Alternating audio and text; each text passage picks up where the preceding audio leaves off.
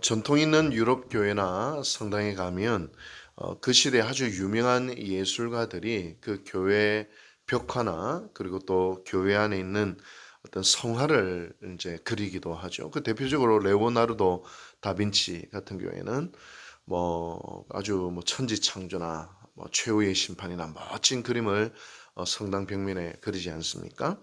그리고 거기에 렘브란트나 카라바조 같은 아주 유명한 화가들이 아주 오래된 교회 보면 이제 벽화가 이렇게 그려져 있는 것을 보게 됩니다.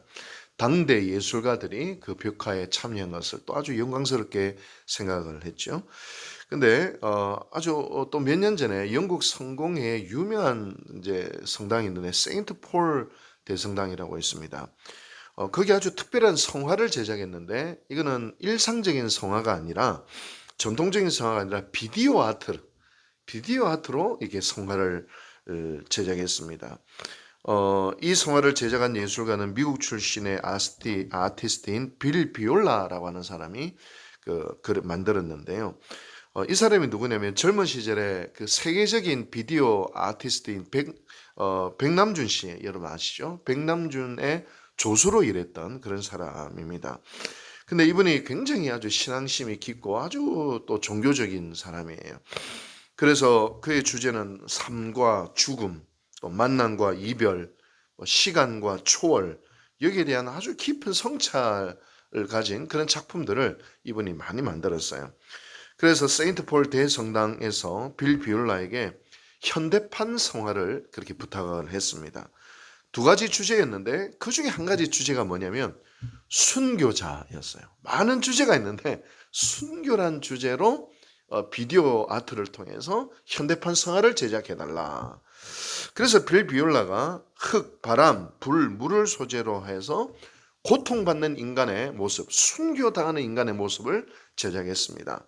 위로부터 쏟아지는 흙의 고통, 또 허공에 매달려서 흔들리는 바람의 고통, 또 불 속에 타들어가는 고통, 또 거꾸로 매달려서 쏟아지는 물을 견디는 고통, 이런 고통들을 순교자들이 견디는 그 장면들을 7분 10초의 비디오 영상으로 현대판 성화를 제작해 낸 것이죠. 이 성화를 보면서 왜 세인트폴 대성당이 하고 많은 주제 중에 순교자라는 주제로 정했을까? 여기서 이제 기사를 하나 있는데요. 그 내용이 뭐냐면 인간과 믿음의 끝을 묻다. 다시 말하면 그 끝에서 인간이 드러난다는 거예요. 그 인간이 겪을 수 있는 고통의 극한 상황 속에서 비로소 우리는 믿음을 질문하고 신앙을 질문하고 하나님을 질문한다. 거기서 인간의 믿음이 또한 드러난다. 그렇게 이제 한 기사에 나왔습니다. 삶의 끝자락, 믿음의 끝자락, 고통의 끝자락에서 한 인간 존재가 진짜 그가 어떤 존재인지, 믿음의 실체가 무엇인지, 우리가 신앙하는 믿음이 무엇인지가 바로 드러나는 것이죠. 바로 사탄의 고소는 욥이 가지고 있는 이 믿음의 실체를 드러내고자 하는 아주 끈질긴 집착이다. 그렇게 볼 수 있습니다. 욥은 우리가 1장에서 봤듯이 당대 의인입니다. 하나님을 경외하는 사람입니다. 사람에게 인정받기도 쉽지 않는데 하나님에게 인정을 받았습니다. 하나님이 사탄에게 이렇게 말하죠. 네가 내 종 욥을 주의하여 보았느냐. 그와 같이 온전하고 정직하여 하나님을 경외하며 악에서 떠난 자는 세상에 없느니라. 그렇게 우리 1장에서 이야기해요. 그러자 이제 욥이 이야기하죠. 뭐라고 이야기합니까? 하나님, 저는 그렇게 생각하지 않습니다. 어찌 욥이 까닭 없이 하나님을 섬기겠습니까? 하나님이 욥에게 복을 주셨으니까, 까닭이 있으니까 하나님을 섬기는가 아니고 하나님을 경외하는 것 아닙니까? 그렇게 이야기를 합니다. 그러자 무서운 시험이 닥쳐오죠. 한번 까닭을 빼앗아가 보십시오. 그건 분명히 하나님 원망할 겁니다. 그럼 해봐라. 그래서 엄청난 시험이 몰려옵니다. 전 재산을 잃고 자식을 잃는 그 고통이 오게 되는 것이죠. 여러분, 이전에 제가 서울에서 목회할 때 아주 이제 좀 부유한 집안의 권사님이신데 이 권사님이 외동아들이 있었는데 그 외동아들이 죽었어요. 야, 그때 그 권사님이요, 진짜 신앙이 좋으신 분이신데도 저 그야말로 평생을 괴로워하시, 평생을 그 고통을 이겨내지를 못하는 그런 걸 봤어요. 또 제가 서울에 있었던 담임 목사님 그 친구분도 고 박사님이라고 우리나라 최초의 석유학 박사인데 집안 대대로 부자, 집안 대대로 부자이고 또 그분의 어머니가 우리나라 최초의 여자 의사였대요. 하여튼 뭐 대단한 집안인데 그 집에도 외동아들인데 서울대학교 다니는 외동아들이 죽어버렸어.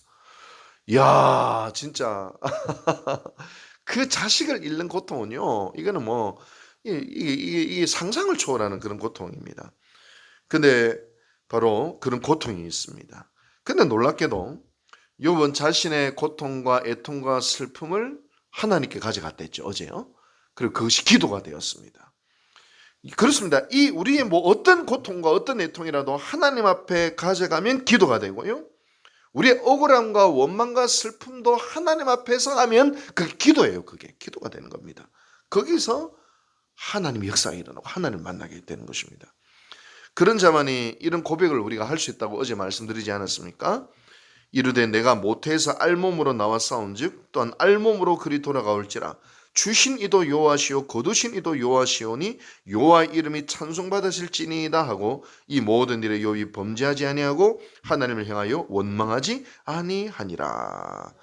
여러분 정말 위대한 신앙의 고백이요, 그 믿음의 끝자락에서 터져나오는 위대한 신앙의 고백입니다. 그러자 오늘 하나님이 사탄에게 보란듯이 욥에 대해서 자랑합니다. 욥기 2장 3절이죠. 여호와께서 사탄에게 이르시되 네가 내 종 욥을 주의하여 보았느냐? 그와 같이 온전하고 정직하여 하나님을 경외하며 악에서 떠난 자가 세상에 없느니라. 네가 나를 충동하여 까닭 없이 그를 치게 하였어도 그가 여전히 자기의 온전함을 굳게 지켰느니라. 야, 여러분 이 부분이 까닭 없이라는 단어가 우리의 신앙을 점검하게 합니다.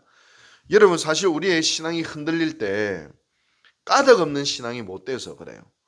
내가 이렇게 봉사하고 헌신했는데 왜 나를 사람들이 못 알아줄까? 막 실족해요. 까닭이 없으니까 실족해요.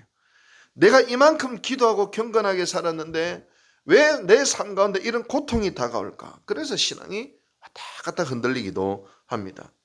신앙에요, 조건이 붙고요, 신앙의 어떤 결과를 기대하고 뭔가 대가가 붙기 시작하는 그 순간, 까닭이 생기는 순간 언젠가 하나님이 그 신을 흔들어 버리세요. 왜냐하면 건강하지 않기 때문입니다. 하박국 선지자는 까닭 없는 신앙을 이렇게 표현했습니다. 하박국 3장 17절이죠. 비록 무화과 나무가 무성하지 못하며 포도나무에 열매가 없으며 감람나무에 소출이 없으며 밭에 먹을 것이 없으며 우리의 양이 없으며 외양간에 소가 없을지라도 나는 여호와로 말미암아 즐거워하며 나의 구원의 하나님으로 말미암아 기뻐하리로다. 우리 설교소도의 순교자들을 한번 생각해 보십시다. 모진 죽음의 고통과 고문과 살육을 당하고 고문을 당하는 그 순간에 그들이 바라는 뭘 바랄까요? 건강을 바라겠습니까? 부귀영화를 바라겠습니까? 명예를 바라겠습니까? 물질을 바라겠습니까? 그들은 오직 하나님 그분으로 인하여 예수 그리스도를 향한 그 사랑으로 인하여 기꺼이 그 순교의 자리를 감당해 나가는 거예요. 인간이 경험할 수 있는 고통의 끝자락 속에서 그들이 어떻게 하면 더 잘 먹을까? 사람들이 칭찬을 왜 안 해줄까? 왜 대가가 없을까? 자식이 어느 대학 갈까? 더 높은 곳을 향하고 더 잘 먹고 잘 살기 위해서 투정하는 그 모습은 순교의 현장 속에서 발견할 수가 없습니다. 여러분, 우리의 신앙은 사실 까닭 없는 데까지 나가야 됩니다. 진짜 까닭 없는 데까지 나가야 돼요. 내가 잘 되기 때문이 아니요, 하나님이 복 주셔서도 아니요, 내가 기도하는 대로 응답받아서도 아니에요. 우리의 신앙은 까닭이 없어요. 까닭이 있다면 오직 한 분 하나님, 그분으로 인해서 만족할 수 있는 자리로 하나님은 우리를 이끄시게 되는 것입니다. 환경 때문에 사정없이 요동하는 신앙이 아니라 환경을 뛰어넘는 그 자리까지, 사람에 의해서 좌지우지되어지는 그 신앙을 넘어서서 그 어떤 사람을 넘어서는 그 자리까지, 어떤 조건을 넘어서고 심지어 성공이나 실패, 건강이나 질병, 가난이나 부여, 심지어 삶과 죽음까지도 넘어서는 까닭 없는 그 자리까지 하나님은 우리를 이끄십니다. 까닭이 생길 때 그때 우리의 신앙은 위협을 받습니다. 사탄은 그 지점을 본 것입니다. 까닭 없이 어떻게 하나님을 경외하리까? 까닭이 있으니까 경외하는 겁니다. 그때 하나님은 까닭을 한번 없애보십니다. 그럼에도 불구하고 여전히 우리는 하나님 한 분만으로 인하여 기뻐하고 하나님으로 하나여 우리는 든든히 서고 까닭이라고 여겼던 것들이 다 사라지는 그 순간 속에서도 까닭 없이 하나님을 경외하는 이 신앙의 자리로 나아가는 바로 욥의 모습이 욥의 모습으로 욥의 신앙으로 하나님은 우리를 초청하고 있는 것입니다. 이 신앙으로 살아가는 사람들을 일컬어 히브리서 기자는 세상이 감당하지 못한다. 이 사람은 세상이 감당할 수 없다. 그렇게 이야기를 합니다. 여러분, 오늘도 까닭 없는 자리까지 하나님은 우리를 어쩌면 이끄실 수 있습니다. 이끄실 때 고통스럽거든요. 힘들거든요. 외롭거든요. 아프거든요. 억울하거든요. 슬프거든요. 그러나 그 시험을 통과할 때에 정말 욥의 찬란한 그 어떤 축복, 그 놀라움, 그 은혜, 그 변화, 그 성숙으로 하나님은 우리를 이끌고자 하십니다. 기도하십시다. 자비하신 하나님 아버지, 우리의 신앙의 뿌리를 점검합니다. 까닭이 있기에 하나님을 사랑하고 까닭이 있기에 기뻐하고 까닭이 있기에 믿고 까닭이 있기에 하나님 앞에 나오는 것이 아니라 이 세상이 말하는 그 어떤 까닭 없이도 하나님 한 분만으로 인하여 기뻐하는 자리로 우리를 이끌어 주시옵소서. 그 무엇도 우리를 좌절시킬 수도 그 무엇도 우리를 슬프게 할 수도 없음을 기억하게 하여 주시옵소서. 하나님이 우리와 함께 하심을 인하여 기뻐하고 즐거워하고 감사할 수 있는 까닭 없는 신앙의 자리까지 나아갈 수 있는 저희들 되게 도와 주시옵소서. 이 모든 말씀 예수님의 이름으로 감사하고 기도하고 축원하옵나이다. 아멘.